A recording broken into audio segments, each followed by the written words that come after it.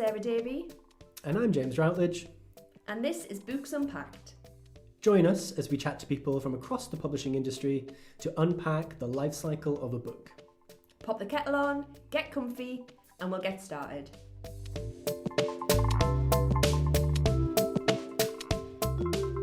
Hi James, thank you so much for joining us. It's kind of lovely to see you virtually again. Let's kind of get us started off straight away. Could you maybe give us a bit of an introduction and tell us about Unorthodox Books? Yeah, absolutely. So, we started up in 2020, just after the first lockdown. We'd all previously worked in publishing in some guys, and we'd all met up at university, studying our undergraduate in creative writing at the University of Derby. This would have been 2011, so around 3 years after the course had kind of wrapped up, we'd all gone our separate ways into various different roles. I'd moved down to London, and I studied for a master's in publishing, and then I did various internships and things like that, and eventually landed a job with HarperCollins as a production assistant, and that's kind of where I got my ground in publishing. The other guys remained up in the north, working in various positions, editors and things like that for magazines. In university, we published a magazine called The Writer's Quibble. That's kind of where we cut our teeth in publishing, so to speak. It was like a monthly magazine for creative writing students and other people around the campus and in the town, just to get out our creative work. And so we built that from the ground up. So we built a website, typeset everything, made the cover artwork and things like that, and edited everything in the magazine, and then released that monthly. And that was kind of where we kind of thought maybe publishing is the way to go. We all wanted to be writers as well, but publishing seemed like the more attainable goal in terms of, I suppose, a career path. I think a lot of people want to be authors, which is fair enough, but it seems like in the creative industries, it funnels you into something a bit more hands-on. So publishing seemed like the correct way to go, and that's why I studied publishing for my master's. I wonder if you might talk a little bit about, you mentioned the production assistant role. What did that consist of? Because I don't really know what it even is. Yeah, absolutely. It's one of the roles in publishing that people tend not to know a great deal about, or may steer clear from, because it seems like a bit of a wild way to go, especially people going into publishing. Everybody wants to be an editor. That's kind of the funnel of the industry, and then you kind of see what is to be done within a publishing house. And sometimes people go for like marketing roles and things like that, because that can lead into editing and things. And then production's more like the hands-on, like designing of books, making sure everything's typeset, speaking to printers, making sure that the finished product is essentially ready to go, but you're kind of the point of contact for everybody along the way, which is kind of an interesting way to get like a holistic perspective of publishing. And do you think that gave you a good kind of foundation going into Unorthodox then, or do you feel like there was still some areas of that chain that you weren't so familiar with? Yeah, 100%. I think in terms of sitting at the center of a mechanism like publishing, production's probably one of the best jobs to be in, because you get a very like world-rounded view of how everything goes, from the editorial process to cover design to marketing to sales, because you're contacting these people throughout the business, and everything just feeds back into production, because at the end of the day, you're kind of the person that sends everything to print. So you have to make sure that it's all ready to go, and that in terms of like typesetting files, make sure and all of those files are perfect and ready to go to the various different people who either like typeset the books, or make sure that the covers are ready for print, and then the printers, and then the distributors after the fact as well. So it's kind of a really interesting way to see the publishing industry as a whole, whether I think like from a marketing perspective or editorially, you're kind of fixed in location, and that's your direct focus really is either editing or marketing. So when it comes to Northodox, you are doing a lot of those jobs, aren't you? You're not outsourcing as much, you just said in our little chat earlier. Could you Yeah, take that's us right. through what your sort of day-to-day looks like and working for Northodox?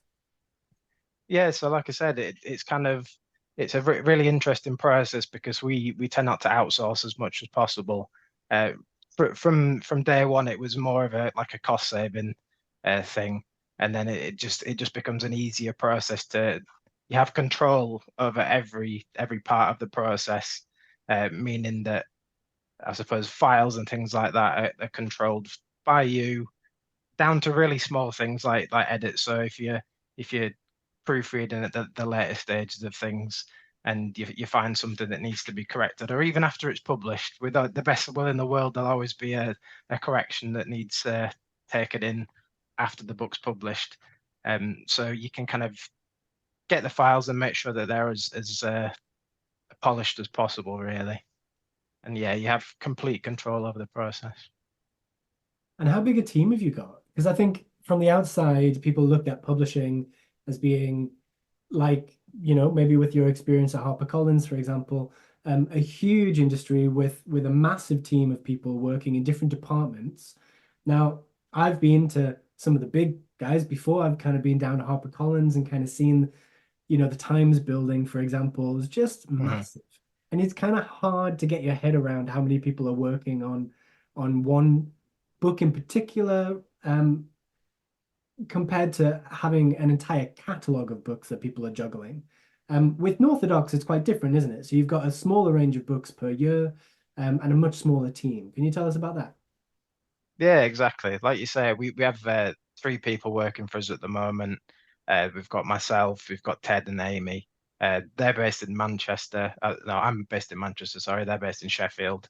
And so it makes things difficult and easy at the same time. You kind of in terms of scaling up, it makes things a bit more difficult for us because there's only a certain amount of things three people can physically do, even with 5 days a week working.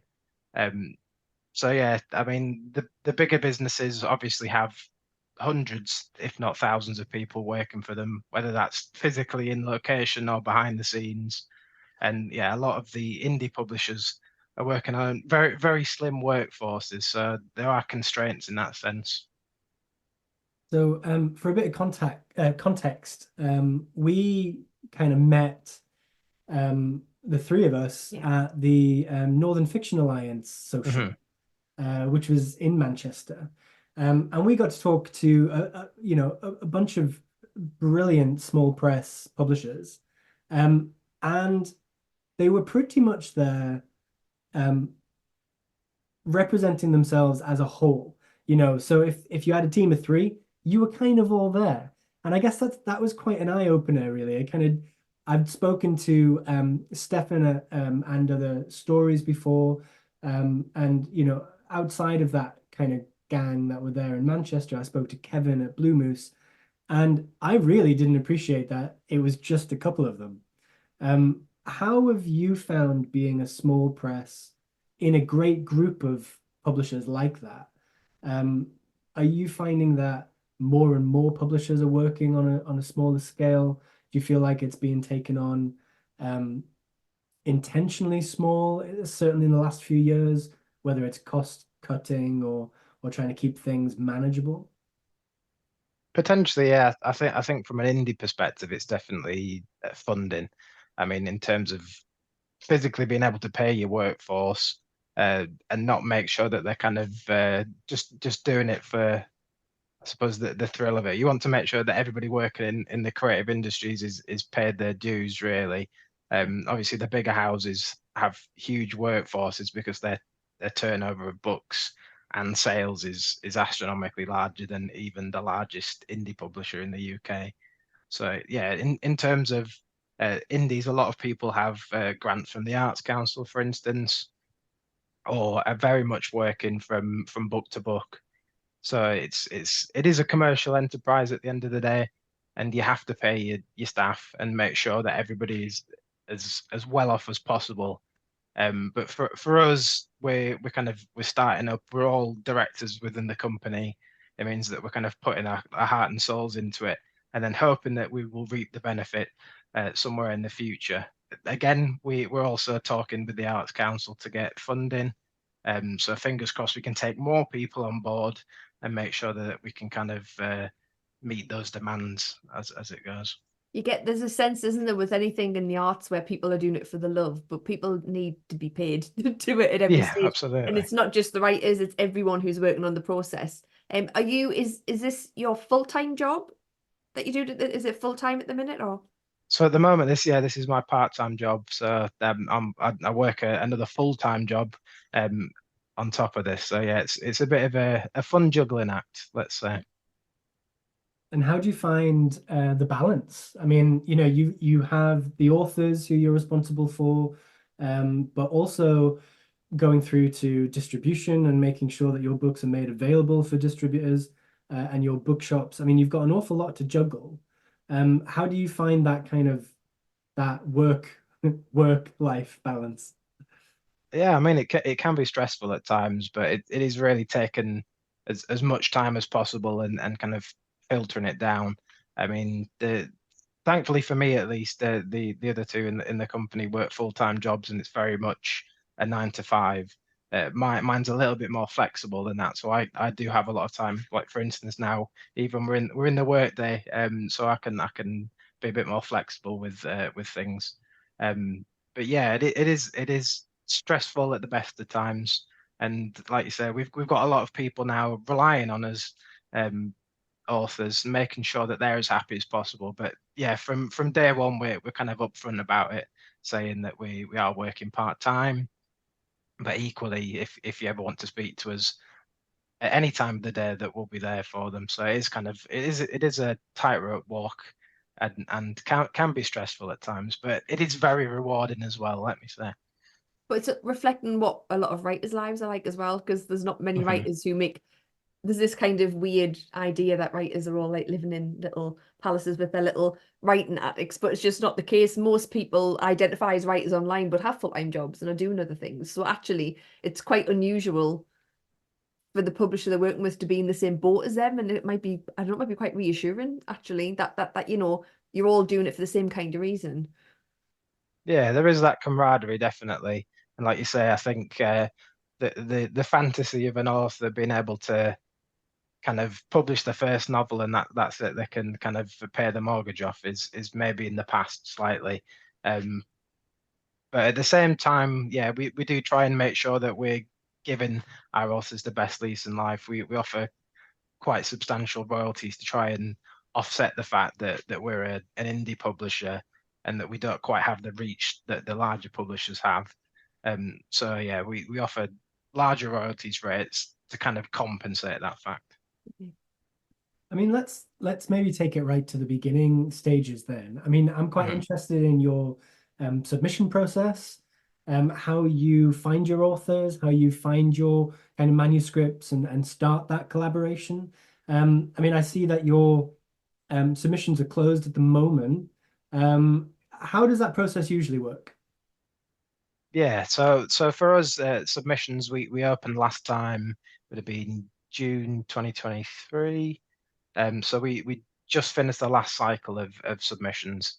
So we took on about 40 authors between 2024 and the end of 25. So that's kind of our slate of publishing for the next 2 years is kind of filled up in that space. Uh, Previous when we actually started, we were just a crime fiction publisher.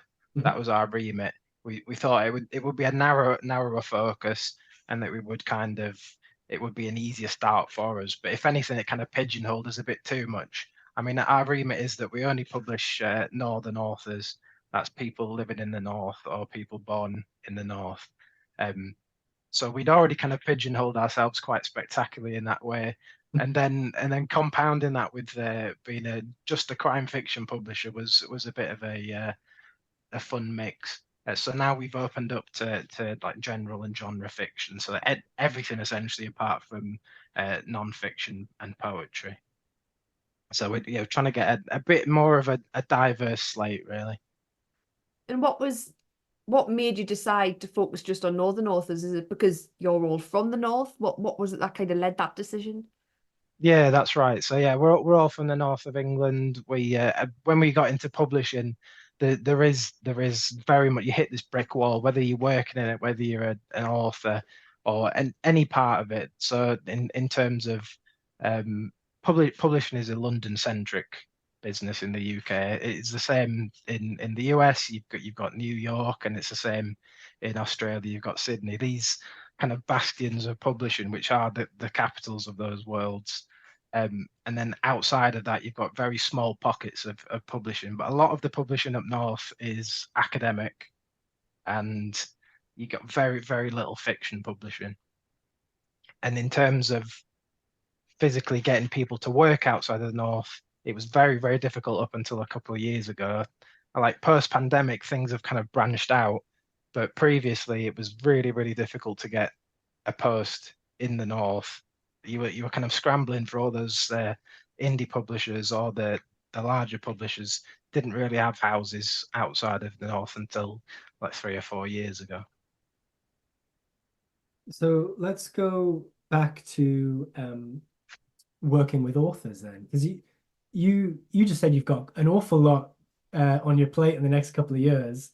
How do they approach you typically? Do you find it's more authors coming to you directly, or are you dealing with a lot of agents? I mean, how do you find kind of working with authors directly? And do you do a lot of hands-on editing yourselves? Yeah, so for us, it's been a bit of an evolution in terms of how people approach us. We have a submissions window that people can submit to, and to start with, it was just author to author sending us manuscripts.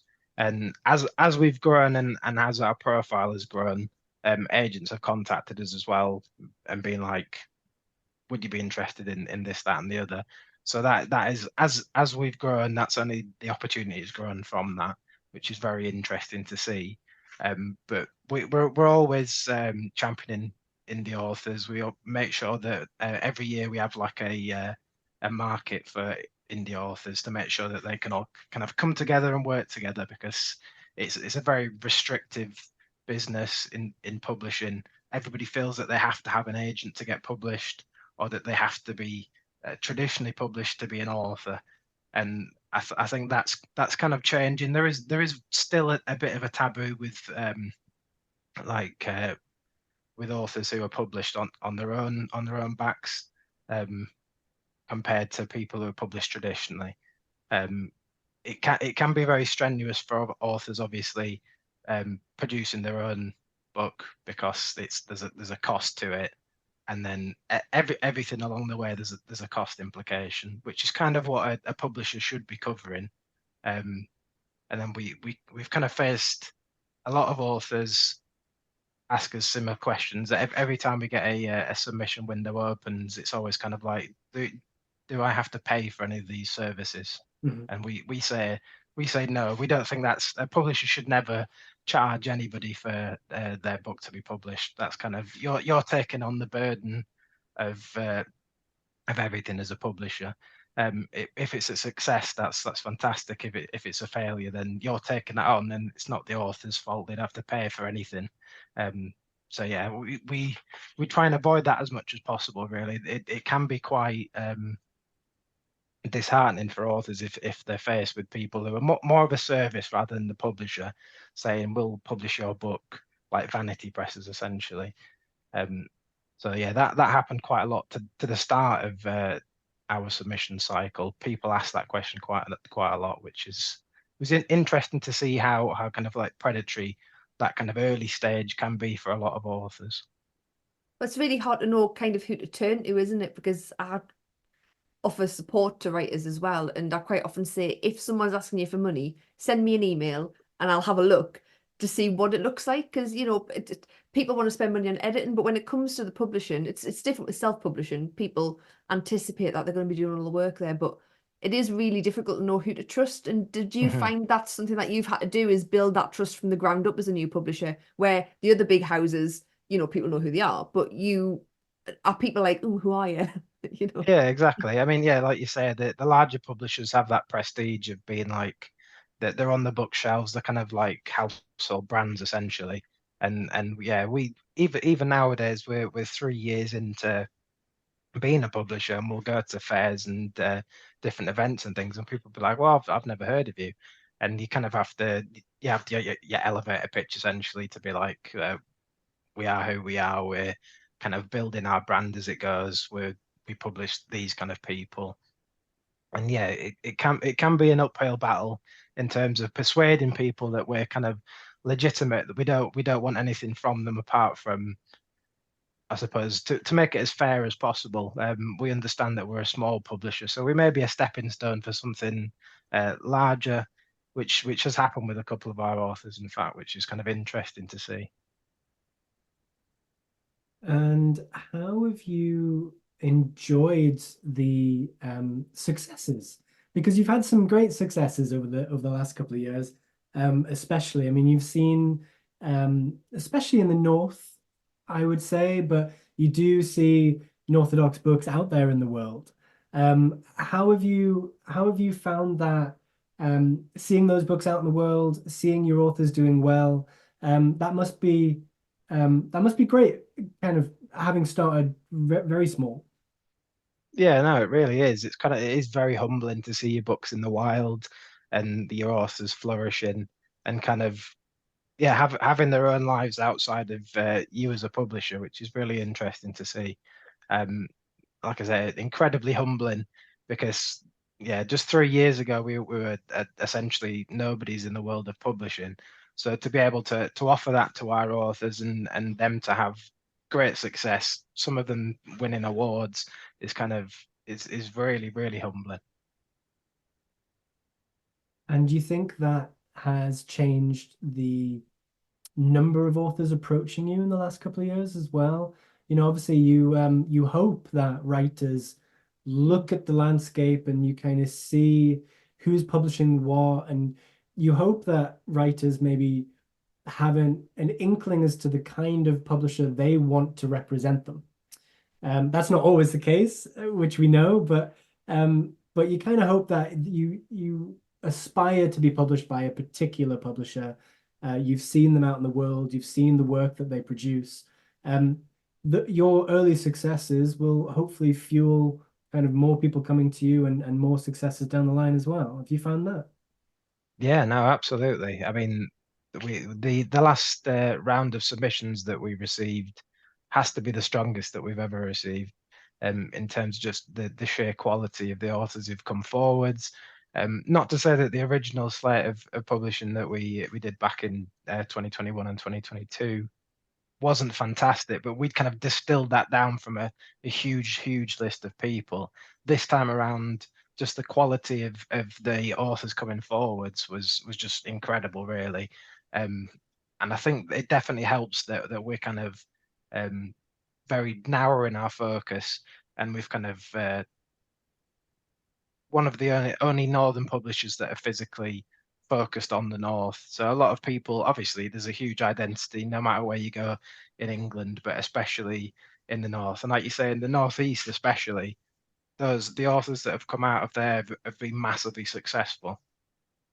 And it's been really brilliant to see more authors who have read either like Emma Whitehall's book or Simon van der Velde's book have been like, I saw this book in a bookshop up in the northeast, and I just wanted to contact you to see if your submissions window was open, and just the quality of submissions this time around has just blown us away, really. It's just building those connections, isn't it? And like you say, you were starting from the ground up, and 3 years isn't a very long time in publishing, considering how long it takes to get, like you say, you've got all your slate done up to 2025. Publishing's a slow business, isn't it? So actually it's going really well considering how long you've been going. How many of your authors are staying with you for second books, and how many are maybe moving on? Is that something you can talk about a little bit, or? Yeah, yeah. I mean, as we speak, one of our authors is just being picked up by Profile Books. Simon van der Velde is book's been taken up by them after being shortlisted for a very prestigious crime fiction award. So that's a great success for us. It shows that we're nurturing authors who are of substantial talent and that the bigger publishers actually want to be interested in. Um, as as well as our other authors, nobody's left the business as of yet, and thankfully everybody will stay with us because we want to make sure that they're as thriving as possible, and they do come back with second and third books. We're about to publish the fourth book of one of our authors who was a part of the original slate. So yeah, it's trying to engage with our authors to make sure that we're kind of building them up as much as possible. We do understand that we're probably a small stone between them and the larger publishers if they do want to make that leap, and we try and make sure that they're as involved in that process as possible and that they have those opportunities. If they do want an agent, for instance, we're not like shying away from it. We say make sure that you take those opportunities that come to you, because we want to make sure that at the end of the day, if you do go on to bigger and brighter things, that we've kind of contributed to that, and that's kind of the wonderful side of publishing as well. It's that side of being the person who discovered someone, isn't it? I know, like with Blue Moose, originally published Ben Myers, and now he's Mhm. like, and there's a little bit of like, oh, they've gone on to something better, but we need people there at the beginning to kind of nurture that. So I think it's a really important relationship, isn't it? James, are you able to talk us through that process a little bit? I mean, you don't need to necessarily get into the financial part of it. I appreciate that's quite it's quite a touchy subject. But if a larger publisher was to approach yourselves Mhm. interested in taking on a title or taking on an author, how does that typically work? I mean, would they approach the author? Do they come to you? Would they go to the agent? I mean, how's that happened in your experience? Yeah, it really does depend. Like you said, if an author does have an agent, they'll usually go through the agent. They should be the intermediary between a publisher um and another publisher. If they don't have an agent, then they probably will come directly to us because we're technically the rights holders up until that point. Um, but yeah, it can vary. And yeah, as of yet, it's only happened a couple of times to us really. One through an agent and then one directly towards us, which is interesting to see. But it usually comes on the back off the back of like an awards nomination or something. If it's had like a substantial amount of press, like you say with Blue Moose, it has to have a book with a bit of traction to it because at the end of the day, they still need to sell it. And if they have a bit of grounding with if it's been in like a national newspaper or it's had an award or something like that, it gives them a bit of oomph to then take it to the next level. And in terms of your involvement then on, are you are you able to hold on to any of those rights? I mean, or is it just per deal, per author, per, whatever that discussion is at the time, or because you published it first, are you able to kind of maintain any connection to that book? Say Profile makes it stratospheric. Mm. Is that going to benefit you in any way? Oh, yeah, that's something that actually I hadn't thought about. Yeah. What do you get? It's a funny one. Yeah, I mean, sometimes yes, you may have like a bit of in the movies you have like a bit of a production credit if you've worked on a like a previous series or something like that. That can happen, but it really does depend on the strength of your negotiation up until that point. It can just be um you get like a receipt of the royalties, or you get a essentially like a lump sum um, from the sale of that book. But yeah, it really it depends on the strength of your negotiation at that point. So let's talk about second books. So when we saw you in Manchester, we talked about Emma Whitehall. Obviously, Mhm. I know Emma through working at the bookshop, and Clockwork Magpies is an incredible young adult uh, kind of an adventure. It's got sort of a cyberpunk twist, a steampunk twist. I absolutely loved that book, and Emma's continued to stay with you for her next one, or is it her next two? Can you tell us about that? Yeah, that's right. In between us publishing Clockwork Magpies with Emma, she was taken on by the Liverpool Literary Agency, who we've worked with previously through two of our other authors worked with them, and so they were kind of interested in our list and were looking at what was successful. And yeah, Clockwork Magpies has probably been the most successful book in our catalogue over the past 3 years and continues to be even till the day. And it was really interesting to kind of see the evolution of that, and other people become really, really interested in Emma as an author. She's fantastic, and she has a head in kind of the industry and knows bookshops like the back of her hand, really. So it's kind of interesting to see um, other people get interested in the series. And so yeah, when Liverpool Lit took her on as one of their clients, we were in the discussions with them about a book two for Clockwork Magpies and just a separate entity, Heretical, which is coming out in the next couple of months. And how have you found working with authors into a second or third book? Has that relationship changed? Presumably they've got far more trust in you once you've kind of set up that initial book. You can be relied on to kind of get the books out into the world. Can you tell us maybe with another example of how maybe book two has worked out quite well? Yeah, so probably the best example we have is for Jack Byrne. So we've published up until date about three of his books, which is a series called the Liverpool Mystery Series, and they all kind of build on each other. They're about the Irish community in Liverpool, about Scouse identity, about I suppose like a coming of age story and understanding your past as well as your present.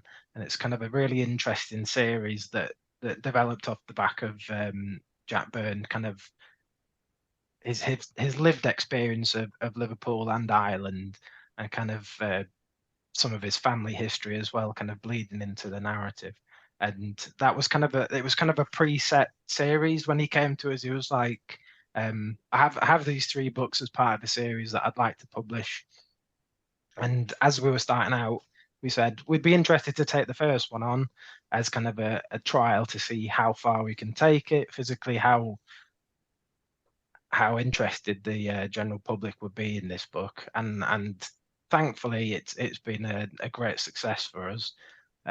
So we published book two and book three in the series, and there's a fourth one that's planned for 2025 that's part of that universe, which is interesting for us because it's kind of like a continued work with Jack, making sure that we kind of build on the success of that book, as well as him being happy and kind of stretching his legs creatively.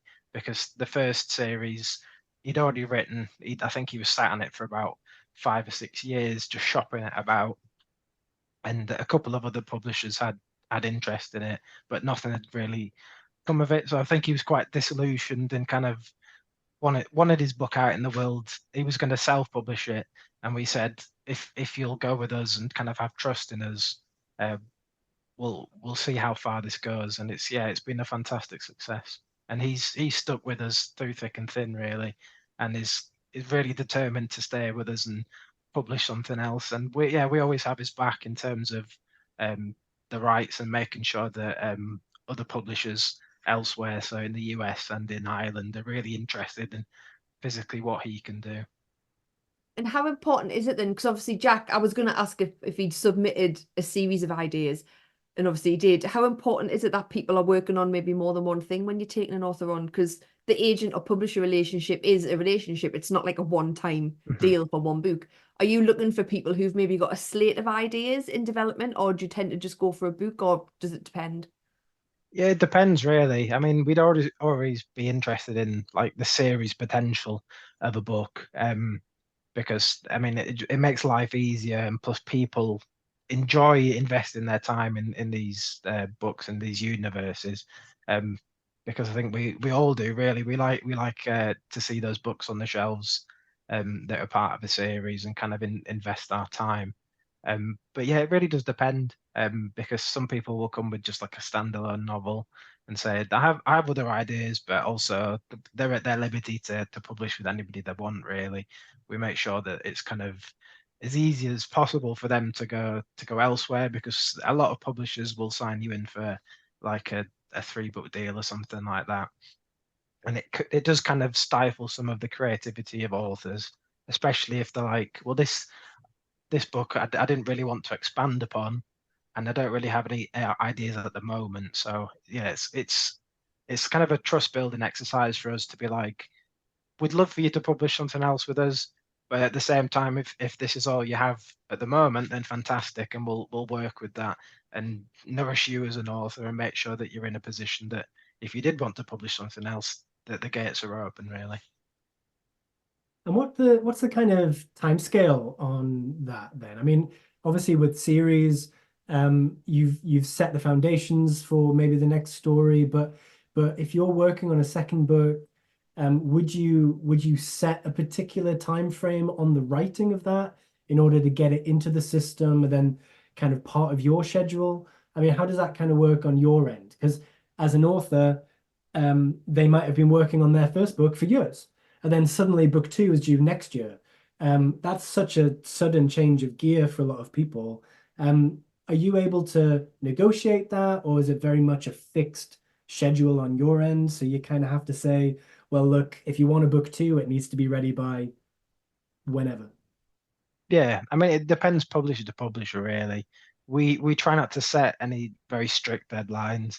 I think it's important for an author to have kind of a date in their mind for when something should be ready if they did want it to be ready. But equally, we understand that things get in the way. I mean, like we said previously, authors have everything else in their life as well, as they may have full-time jobs, they may have family commitments and things like that.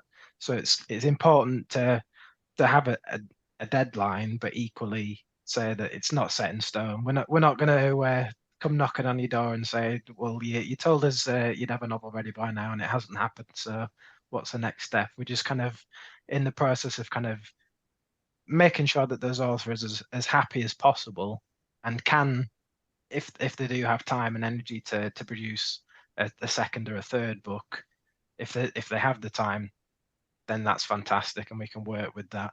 I mean, we do set things within our schedule to make sure they're essentially like a year apart. So at the moment, we're working with an author, Bryce Main. He just published his last book in November, and he's got another book coming out in November, and it's part of a larger series about he's written in his mind written 12 books, so he's slowly producing those, but he's quite a voracious author in what he can physically output, which is not the case for every single author. So we're trying to put one in every year. Every November we'll be publishing a book by him. But yeah, That's it amazing. doesn't work the same way for every author, because some people run out of steam. Yeah. It's always not easy to kind of have your mind in that zone all the time. Well, getting the 12 books out of the brain is the hard thing, isn't it? Because like Hmm. I've got 100 plays in my brain, but none of them ever come out. So it's like, how do we get them out? But I suppose that, I mean, the deadline thing is a big thing. Like, I'm very motivated by deadlines. If someone says they want something, I can do it. If nobody wants it, it's just swimming around in there. So I think it can be, for some writers, it can be really helpful to have that. I think it's interesting. Not sure how I would cope under that kind of pressure. Yeah, and I've heard horror stories with maybe bigger publishers. I have to say, the stories I've heard are with American publishers, but Hmm. where, an author's come to their deadline and they've not delivered, so the deal's been pulled and that's it. And there's not been wiggle room. And I'm just thinking how terrifying that Yeah. is. Hmm. And, I mean, I guess with you being smaller, you've got a bit more flexibility, but you still have a publishing schedule. You still have to get books out into the world because there's somebody waiting for those books, further down the chain, aren't there? Yeah, yeah. I think definitely, like you're saying, with larger publishers, I think they're like financially kind of involved to such a large degree, especially like think about like George Martin or something like that with like Song of Ice and Fire. That book, I think when I was working at HarperCollins, they said, "Oh, it'll be out any day." and I started just it would be 2013, which is 2 years after the last book was published, and now we're like 10 years on from that, and he's still not published a book. So they had every year they used to shift it along in their financial planning. You go to meetings at the end of the year, and they'd say we're putting it into the next year's figures because it's just ridiculous the amount of books that it sold and the amount of money that it generated. But yeah, I think because we're not financially kind of we're not relying on that book to be out next year, for instance. So we don't have to worry about that so much. And fingers crossed, the other books that we have in the schedule would offset that in any case. But yeah, the larger publishers whose larger authors are kind of their bread and butter, really. So like David Walliams or somebody like that, who is making up maybe 80% of their gross profit at the end of the year, something silly like that. Is kind of they're relying on that author to publish something every year, because if they don't, then they can't afford to maintain everything around it. So yeah, it's a very slippery slope, especially if you have some huge titles that you're relying on for, I suppose, the process to keep on turning. I don't want to push the subject of costs too much because I appreciate that you probably need to keep that quite close to your chest. But obviously, you were coming straight off the back of a pandemic. You've got rising printing costs, distribution costs. It's quite a struggle for any publisher to get by these days. How have you found starting a new publisher off the back of a pandemic? Yeah, I mean it's a struggle, like you say, with things like print costs, like the price of paper and ink and print itself is just skyrocketed. Especially coming from a production background, I saw that 10 years ago to how it is now. I mean, it has changed the landscape of publishing in terms of what people can physically offer from every perspective. So that it's kind of scaled. It's a very difficult kind of subject to broach, really, about how much it has affected publishing and how much in terms of like the cost of everything. So you may have noticed that some of the books that you're buying are now upwards of like £10 or something like that just for a standard paperback, Mhm. which is for us, we want to be as kind of like democratic as possible and make sure that we're at the front of the queue in terms of sending it out to retailers. And you can't really do that if you're offering your paperback book at like £10 or £12. So we, at the same time as wanting to offer everything at £8.99 or £9.99, you do have to factor in the cost of everything as well. So it can be quite disheartening at times to kind of face all of the like the financial constraints of publishing at the moment. Books haven't gone up those quickly as other things. I know I've talked to other people about this, and the price of books, I think I found some that had borders stickers on, and it Mm. was like £5.99. I was like, what? I can't believe it was ever. But they have not risen the way, like, let's say a cup of coffee has. They're just they do need to be more expensive. Well, it's been, yeah, they've been held Relatively, back for so yeah. long, haven't they? I think we haven't really had a big jump in costs in the last sort of 5 years. So it just seems to all be happening now. Just Yeah. just when we're feeling the pinch the Yeah. most, everything is going up. And it's not unusual to find a 22 or 25 pound hardback. Whereas that used to be reserved for kind of smaller release, kind of non-fiction, quite academic tomes. And now you're looking at your almost a standard fiction hardback coming in at like 20 odd pounds. And Mhm. I mean, have you found um, trying to avoid putting the prices up too much? Um, have you found that pinch elsewhere? I mean, are you able to maintain the quality that you're able to produce by keeping those prices put for now? I think for us it is a more simpler thing because we're not having to spend out on like cover designers, typesetters or editors or proofreaders. So everything's in house. It does mean that those other production constraints are kind of easier to swallow. If we were having to pay large sums for like typesetting or for cover design, then it would be more difficult, and we'd have to have those conversations But we never want to cut quality. And especially coming from a production background, it does make me very, very nervous when some printers, like Amazon in particular, start downgrading the stocks of their covers or their papers, um, because we have to compete in the same environment as all of the other publishers who can source those papers and those cover stocks for better rates than we can. At least I have like warehouses stock full of paper at the moment. So yeah, it's a funny one. It really is. But equally, um, when it comes to retail, those retailers are still wanting the same discounts, which is a very fun compromise as well. Being like, well, prices are going up at the same time as Waterstones, and they like still want a 55% discount. So yeah, it's a fun one. But equally, I think it's the way that we're working with like indie bookstores and things like that, trying to make sure that they're as involved in the process, has kind of been a boon for us, uh, because without them, I don't think we'd have survived up until now. And do you think going forwards, you've got you've got 2 years worth of books planned at minimum. Um, do you think going forwards your relationships with bookshops will have to change? Do you think you're able to make more contact with independents rather than having to rely on the big chains? I mean, talking from experience, I mean, at the Bound, obviously, we had a fantastic relationship and it worked really well with Emma. You must have a number of those kind of relationships with booksellers around the UK now.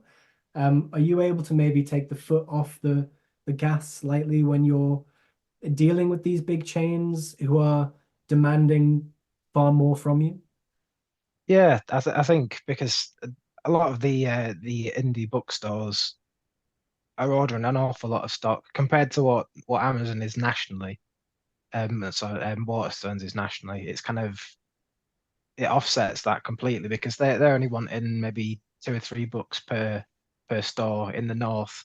We're not kind of really cracked the rest of the country yet, so it's not really a massive concern for us at the moment because yeah, the indie bookstores are kind of really supporting us and vice versa because within that environment you kind of have to stick together because elsewise you will be drowned by the larger competitors really. So I suppose before we kind of start to wrap up, we're talking about the life cycle of a book. Um, where do you see yourself in the life cycle of a book, and who do you think would be useful for us to chat to next, maybe? I'm definitely interested in the production because I hadn't thought about that, so that's going to go on the list, absolutely. Mhm. But yeah, so like what stage are you coming in, and who do you think we should have a chat to next? I'd say for me because we're reasonably scrappy and new to the indie sphere. I suppose definitely speak to somebody within production. I can definitely send you some contacts for that because it's an interesting world that a lot of people, even within publishing, know very little about, or people outside may be interested in, because it's a more hands-on kind of role. You get to be very nerdy about all the material and stocks and all kinds of foils and embossers and things like that. So it's a really hands-on job, um, as well as being able to be in contact with printers and being in contact with marketing people and editorial people to kind of get a more holistic view of publishing as a whole. It definitely feels like it's both sides of it as well. So it feels like the production bit's in touch with the before and the kind of after. So it feels like a really good spot. And it feels like that's really brought you into your own in your role with Unorthodox. It's Mhm. meant that you've had a lot to bring.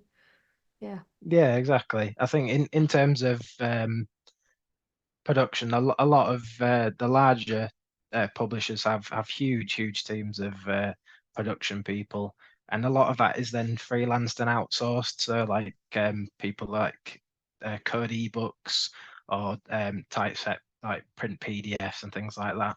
That's a lot of things that I've had to learn outside of that role to then bring back into Unorthodox because without that we'd be hemorrhaging money in terms of what we can physically offer to our authors. and it means that we have a lot of control over the flow of everything created.